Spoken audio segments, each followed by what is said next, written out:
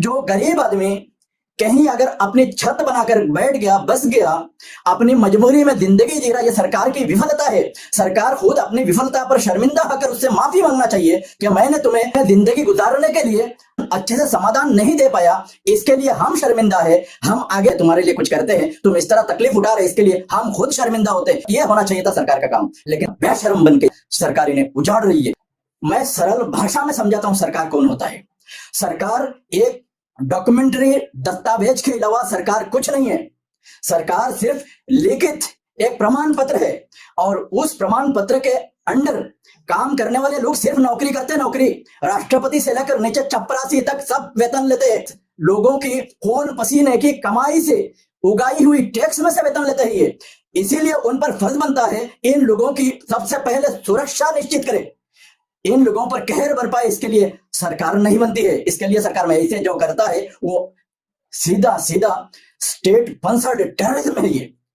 ये इसकी कोई नैतिकता नहीं बनती, इसकी कोई बुनियाद नहीं बनती, इसकी कोई आधार नहीं बनती। सरकार के हाथ में दुनिया का सारा बल इसके लिए दिया जाता है, उस स्टेट में रहने वाले जितने लोग हैं उनकी सुरक्षा प्रदान करना सरकार के ऊपर फर्ज है। इसके लिए सारा बल फोर्सेस उनके हाथों निछावर की जाती है।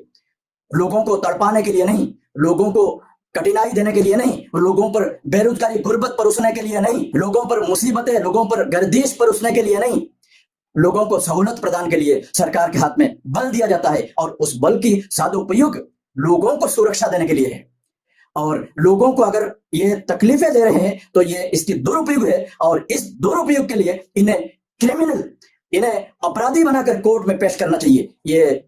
ये न्याय के अंतर्गत किसी भी आधार पर नहीं आ सकता।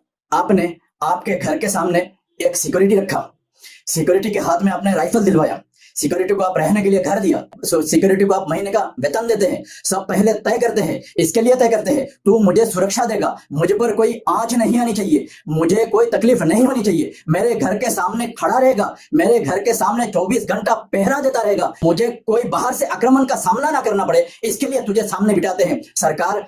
इसके अलावा सरकार का बुनियाद कुछ नहीं है। और ना लोगों को ऐसे ही छोड़ दो, ऐसे ही जी लेंगे लोग।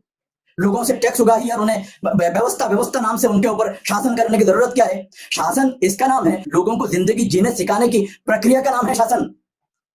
शासन इसका नाम नहीं है। तुम उन्हें आतंकी बनाओ, तुम अपनी अपराधों को छिपाने के लिए सरकारी बल का इस्तेमाल करो। सरकार अगर अपनी नैतिक जिम्मेदारियों से भागते हुए कोई कदम उठाए तो वो सीधा सीधा उपद्रव के अंतर्गत आएगा।